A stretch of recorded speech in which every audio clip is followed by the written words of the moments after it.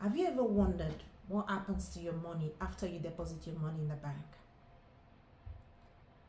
While you're earning small interest, the bank is using your money to make much larger profits.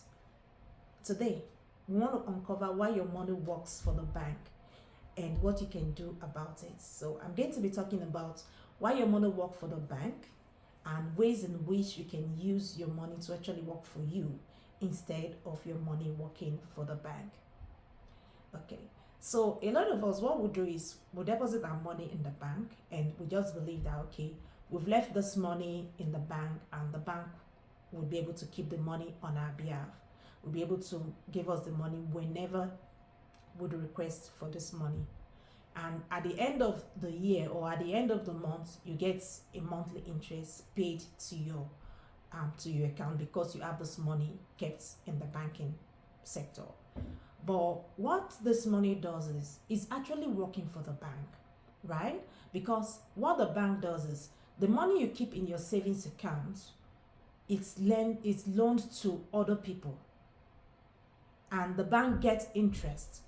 The people the money is loaned to, they pay interest to the bank, and the bank what they pay you a little interest in return. But the interest the bank gets from the money the bank makes from from lending your money to borrowers is not commensurate with what the bank actually pays you in return. And that is why I say your money is working for the bank. Because if you look at it, the bank itself does not have any money. So if you do not bring money to the bank, that means they do not have any money to lend to the people. So because you bring money to the bank to save in your savings account, the bank has money that they can give out as loan and make money from those people. So how do you turn this around to be sure that your money is actually working for you? Fine, it's good that you put your money in the bank. It's good you put your money in the bank. I'm not saying it's not good, but I'm only saying that instead of your money just working for the bank and not working for you, how do you make your money actually work for you as well as when it's working for the bank as well? So what do? Number one is you avoid keeping large sum in low interest accounts. When you say low interest account, there are some accounts that are low interest. Maybe they pay 0.001 as interest. You might keep like $50,000, $100,000 in this account, and you discover that at the end of the month, maybe they pay you $1, $2, or $3, right? So they are low interest accounts. And so stop putting your money in low interest accounts if you want your money to work for you. Because if you put your money in low interest account, it's working against you because of the inflation, right? Because inflation, we have inflation. So if your money is not giving you a return that is at least equal to the inflation rate, that means the money you actually put in that account is depreciating, is losing its value. That is why you don't need to put much money in your low interest account. Instead, you can do high interest accounts. There are some accounts that are called high interest accounts. They might tell you, okay, you have to put it for a certain number of months, maybe for 6 months, 3 months, 4 months, before you're able to withdraw it. It's beneficial to you because this money is not what you actually need immediately. Like if money that you don't need for your daily needs, you can put them in this type of high interest account so that you're sure that the interest you're getting from there, it's enough. Your money is actually working on your behalf. Even when you're sleeping, the money is working, right? It's working for you. Number 2 is build emergency fund. That is what you need to do. Build emergency funds so that you don't over rely on the bank, right? Because what happens is if you do not have an emergency fund and something happens and you need fund, the first place that comes to your mind, it's maybe your family and friends. But what if your family and friends cannot borrow you as well? So the next place is for you to go to the bank, and the bank is going to charge you interest. So I keep explaining that interest is an extra money you pay on the amount you loan, on the amount you've borrowed, right? So if you have borrowed like $20,000 to solve your emergency, and the bank says, okay, on those $20, you're going to be paying me extra $400 on a monthly basis as interest. What happens is, from your income, you have to bring out the $400 to pay on the $20,000 you've borrowed and the principal you're paying back. So what happens? Your money, it's working for the bank because you did not have an emergency fund, so you had to go to the bank to borrow when the emergency came, right? So it's always good for you to have an emergency fund. The emergency fund might not be able to cover all the emergencies, depending on how previous the emergency is, but at least it gives you a cushion for some months, for some period, for some certain amount of period before you can now say, okay, let me go to the bank. And if, let's assume you have an emergency fund of 20,000, but the emergency you actually have is about 30,000, you will know that the amount you're borrowing is 10,000, unlike you not having anything that you have to borrow the $30,000 from the bank. Now, the third thing you need to do is you now need to explore investment vehicles, right? I know a lot of people, they're so scared of investing, or maybe a lot of people do not understand the difference between a savings account and an investment account. So a savings account is an account you put in your money and it's safe. Like, you put in your money, your $1,000 there, and the bank assures you that, okay, I'm going to give you your $1,000 anytime you call for it. That is your savings account. But when it comes to an investment account means you're putting money in that account and the money is invested in the market. It might be in bonds, it might be in guaranteed certificates, it might be in stocks, it might be in ETFs, whatever portfolio you want to invest in. But the money is not actually sitting in your account, right? It is being pulled from your account and invested in the market for it to get returns. And that is how you make your money work for you. Because this is what the bank also does, right? Because when they get money from you, a certain part of it goes into their loan portfolio, which is what they loan out to individuals that come for, like credit card, line of credit, right? And a certain amount of their portfolio also goes into investment. They go into the stock market to invest in the stock market and they get returns on it. So you can as well tell the bank, okay, instead of me just leaving my money in a savings account, why not help me invest it in this market so that I can also make a return on the money. And when you do this, you begin to discover that your money is actually working for you as well. It's not just working for the bank, it's working for you because you've invested it in the market. And that is one of the best way in which you can make your money work for you. Fine, you might say, okay, that you're so scared of the market. There are so many low risk investment that you can invest in. The return might not be much, but at least you know that something is coming. It's better than you just leaving it in your savings account. Now, how do you now know, as in when and why and when will this work out? Like, why do you think this would work if you go through this the 3 steps I told you initially, which is you trying to avoid putting lump sum in your savings account, in low interest savings account, you trying to build an emergency fund, and you investing, exploring investment vehicles. Number one, the reason why it's going to work is because when you let's take investment vehicle for instance, you enjoy the power of compound interest, right? Let's assume you put your money in a high interest savings account or you put your money in investment vehicles. What it does is, because you're not taking out the interest on a monthly basis, the interest is rolled over. So you've put your $100,000 in the market and you made a gain of $1,000 after all maintenance fee and everything is taken off.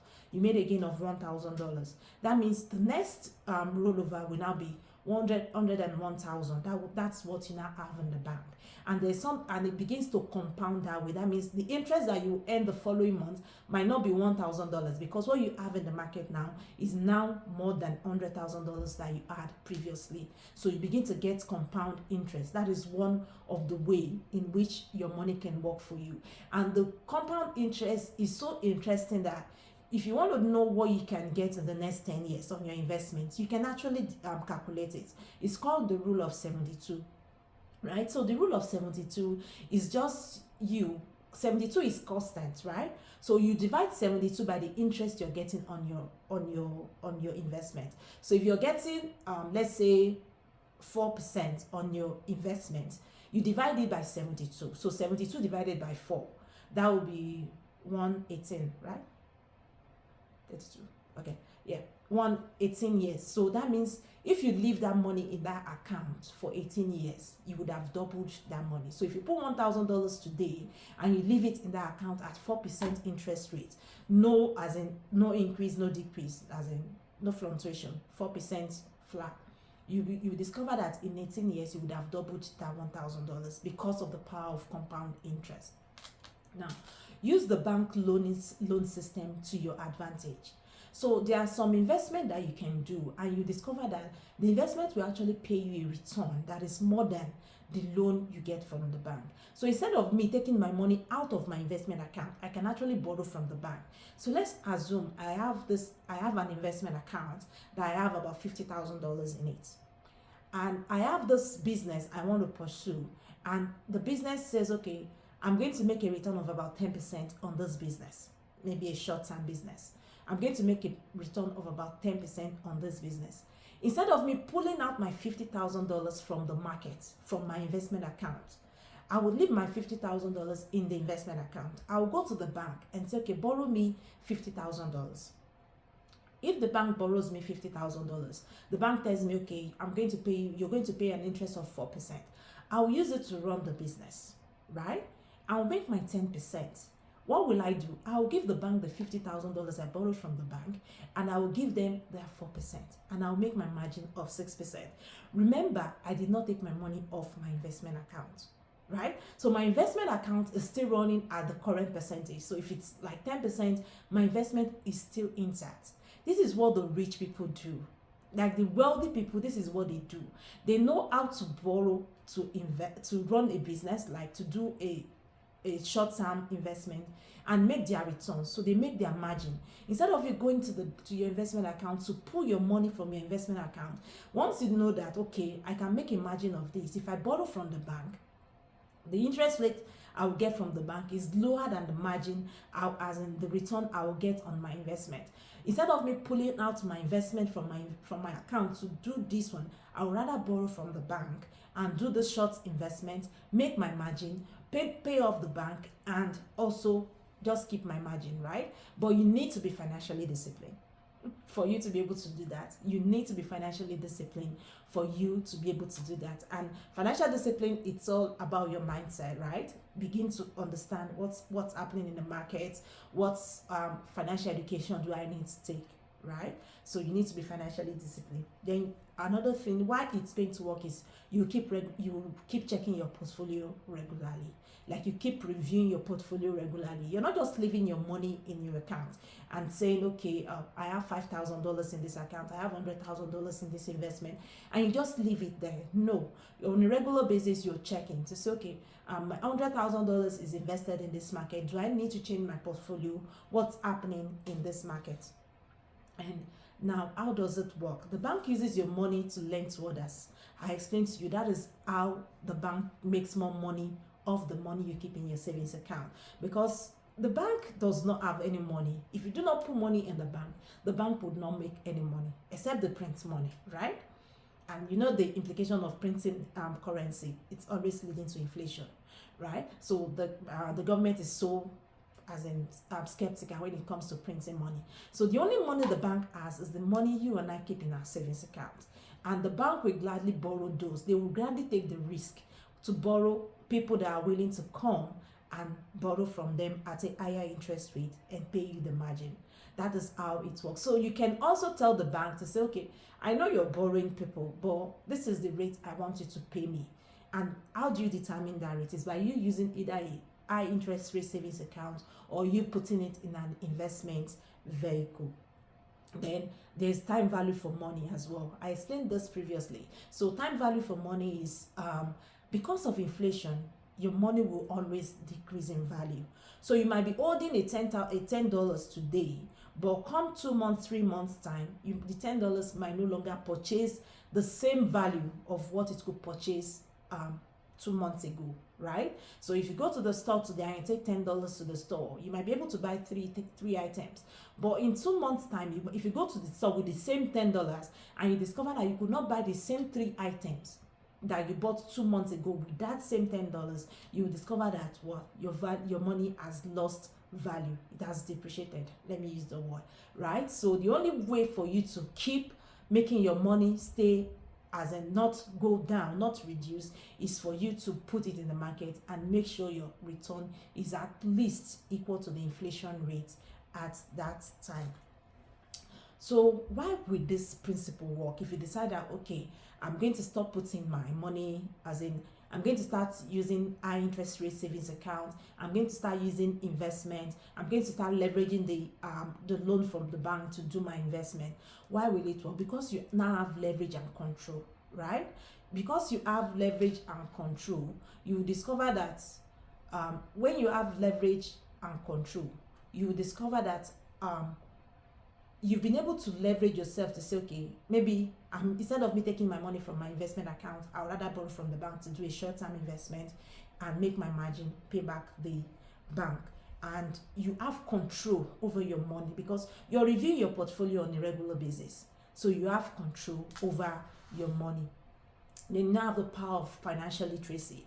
That is one of the reasons why it's going to work, right? Because you now know that, okay, instead of me putting my money in a savings account, I can actually put a bit in a savings account, maybe for my daily needs, for the money I know, okay, if I put it in a savings account, I might need it within the next 2-3 months, which is not visible when you put it in an high savings account. You now have the financial literacy to say, okay, this is what I'm putting in my savings account, this is what goes into an investment, and when I'm putting it in an investment, what portfolio am I actually putting it in the investment, what amount goes into like stocks, into bonds, into GIC and the likes, right? You now have a financial literacy about it, and it helps you. You now discover that your money is not working for the bank anymore. It might be working for the bank because definitely when you put your money, when you tell the bank to invest your money on your behalf, they will definitely take like maintenance fee. They have overheads as well that they need to run. But you discover that you get more return when you're able to plan it yourself than when you just leave the money to savings in a savings account. That when you just leave your money in a savings account, you'll be able to plan the money yourself to say, okay, I know I'm expecting a return of this so amount in the next 3 months. I know I'm expecting a return of so amount in the next 3 months. You now discover that the money begins to work for you, and while you're sleeping, while you're eating, the money is in the market. It's busy working for you, right? It's busy working for you. It doesn't need you to say, okay, this is 9 to 5. Like, okay, I go to my job 9 to 5 and I earn my salary. So the day I don't go to work, I don't earn, right? But because your money is in the market, it doesn't know that you didn't go to work today. It's working for you. And the beauty of it is the money if you imagine the way your money can work for you, like if you can just picture it in your mind, that okay, this is the way my money can work for me, and this is the way it's been working from the bank, and you take a mind shift to say, okay, I want this money to actually work for me. You'll be shocked at what your money can do for you. You will be so shocked at what your money can do for you. If you understand the power of compound interest, you'll be shocked at what your money can do for you, right? If you understand the power of leveraging, to say, okay, I don't want to put this money, because a lot of us, what we'll do is, especially when you have something you want to invest in, just maybe it's a short-term business and you just need to do it, right? Maybe you have the supply that you need to do, right? And you've checked, you've seen it, okay, I've gotten this contract, I can make a margin of maybe 10% on it. What a lot of us do is we're so scared of getting into debt, right? We'll go into our investment and we'll liquidate our investment, right? We'll liquidate the investment, then go to put it in this business and make our return. Then we'll return the money into the investment account. But you've forgotten that you've broken the investment. Because you broke the investment, number one, the bank is going to charge you, right? And number two, that time frame in which you're using the money for this business, the money you've withdrawn from your investment is not actually earning anything in return. But if you've seen it to say, okay, I can make a margin of 10% on this contract, on this business, right? And the bank can give you a loan at 4% or 5%. you still make a margin of 5%, right? Because if you make a margin of 10%, you pay back the bank 5%, you have 5% to yourself. Remember that the money you still have in the market has also made you money in that period which you were running the business with the bank's money, right? So it's called leveraging. And leveraging is one of the best way in which you can actually make money work for you, because other people that do not have the financial literacy that you have, what they do is they just keep their money there, or whenever they like have business, they can just go and liquidate their investment. So I believe you must have learned one or two things from this video, right? So that you can start making better financial decisions, right? Start making better financial decisions. Start allowing your money work for you in a better way, in a great way, that you understand that okay, this money is actually working for you. And you also monitor your portfolio. Don't just leave your money. Have a good relationship with your money, right? I keep saying that if you have a friend that you've not checked on in 1 year, I don't want to believe that is your friend, right?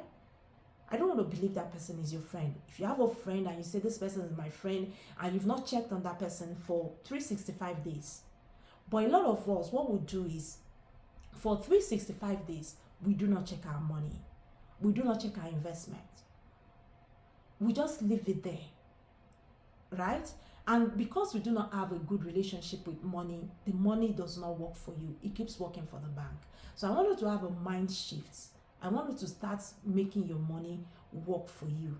And the only way for you to make your money work for you is when you become financially literate, right? And you begin to leverage, you begin to take leverage, you begin to take control of your money.